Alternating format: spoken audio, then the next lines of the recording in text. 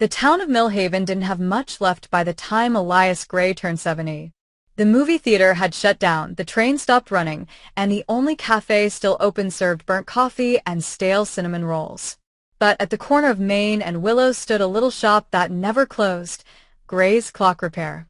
The sign outside still swung in the wind, its paint chipped and faded, the sound of ticking clocks drifting from within like the heartbeat of something that refused to die. Elias lived above the shop, alone except for the chorus of clocks that filled every wall and shelf. He'd built them, fixed them, polished them for 53 years. And though the rest of Millhaven had moved on or fallen silent, his clocks never stopped. Every morning at 6 o'clock sharp, Elias climbed down the narrow stairs, turned the open sign, and wound each clock in the front display. Tick, tock, tick, tock. He liked the rhythm, predictable, steady, safe. The world outside could crumble, but time still kept its promise. At least, that's what he told himself.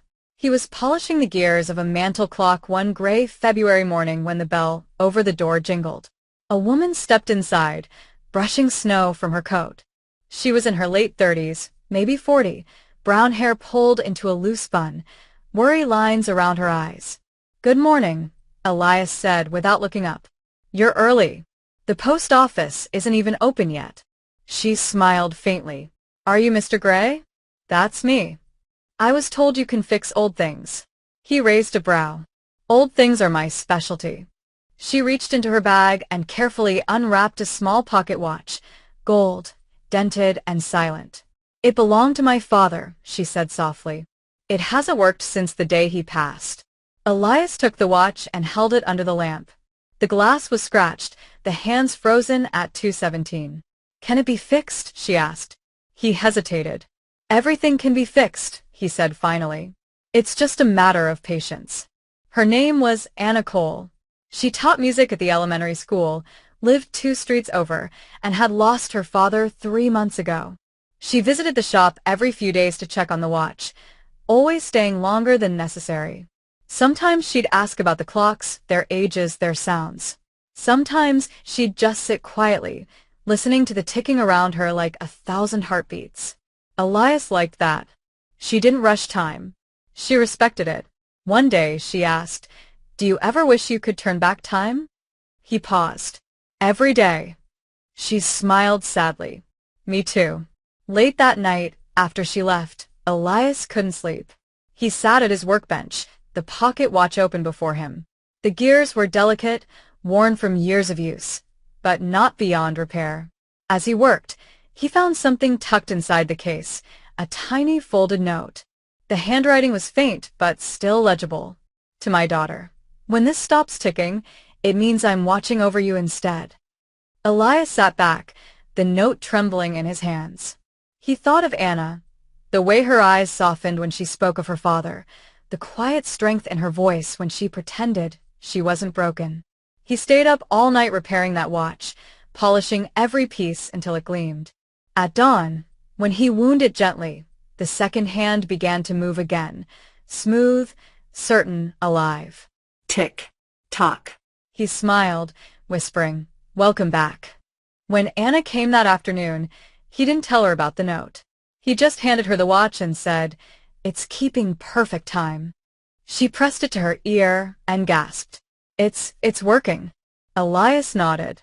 "Always did, just needed a little faith." Tears filled her eyes. "Thank you, Mr. Gray." He gave a small smile. Elias. Just Elias. After that, she kept visiting not with broken watches but with stories. She'd bring coffee and pastries from the cafe, sit across from him, and talk while he worked. Sometimes she'd bring her violin, playing softly while he tuned the clocks. The notes danced through the room like sunlight. And for the first time in years, the shop didn't feel so empty. But time, as Elias knew better than anyone, never stopped moving. One evening, as he locked up, he found Anna sitting on the curb outside, her face pale. "My mom's sick," she said quietly. "They found something in her lungs." He sat beside her, the winter wind biting at their coats. "I don't know what to do," she whispered. Elias looked at her gently. "You sit with her. You tell her stories. You listen to her heartbeat. That's how you hold time still. She leaned her head on his shoulder and cried. The next few weeks blurred into hospital visits, quiet evenings, and the smell of coffee and antiseptic. Elias repaired clocks in the shop by day and sat with Anna by night. He told her about his late wife, Mary, how they'd opened the shop together, how she'd passed too young, how he'd promised her he'd never stop fixing what was broken. She used to say, "Every clock has a soul," he told Anna once. "When it stops ticking, it's just waiting for someone to listen long enough to start again." Anna smiled weakly. Maybe people are like that too. In early spring, her mother passed away. Elias closed the shop for a week and helped with the funeral arrangements. Afterward, Anna disappeared for a while. No calls, no visits. The shop felt empty again. The ticking seemed slower. And for the first time in a long time, Elias felt his own clock winding down. 2 months later, she came back. The bell over the door jingled softly. Elias looked up from his bench and smiled. "You're late," he said gently. "I know." She held up a small box. "But I brought something for you." Inside was a tiny wooden clock, carved by hand. The face was uneven, the numbers crooked. "I made it myself," she said, blushing. "It probably doesn't even work." Elias wound it carefully. The hands started moving. Tick, tock. He looked at her. "It works perfectly." She laughed softly. "I guess you taught me well." He shook his head. "No, Anna. You taught me." That summer, they painted the shop together. She insisted on bright yellow trim. He grumbled, but secretly he loved it. Kids began to visit again, watching the old man fix clocks and the music teacher hum beside him. The town started calling the shop Millhaven's heart. Elias didn't mind. For the first time since Mary died, he felt like time wasn't his enemy anymore. But one autumn morning, Anna found the shop still dark after sunrise. The open sign never turned. She let herself in and found Elias sitting in his chair, his tools neatly arranged, his glasses still resting on the workbench. He looked peaceful, like he'd just closed his eyes for a moment. On the bench beside him lay a note written in his precise, careful hand. "Every clock eventually stops, Anna. But some promises don't. Keep the shop open. Keep the music playing. Elias." A month later, the sign outside the shop read, "Gray and Cole Clockworks." Anna kept it exactly as he left it.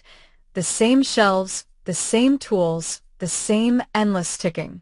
Every evening, she wound the clocks, whispering to each one as he used to. And sometimes, when the wind blew through the cracked window just right, she could swear she heard his voice in the ticking, steady, warm, and kind. Everything can be fixed. It's just a matter of patience. The end.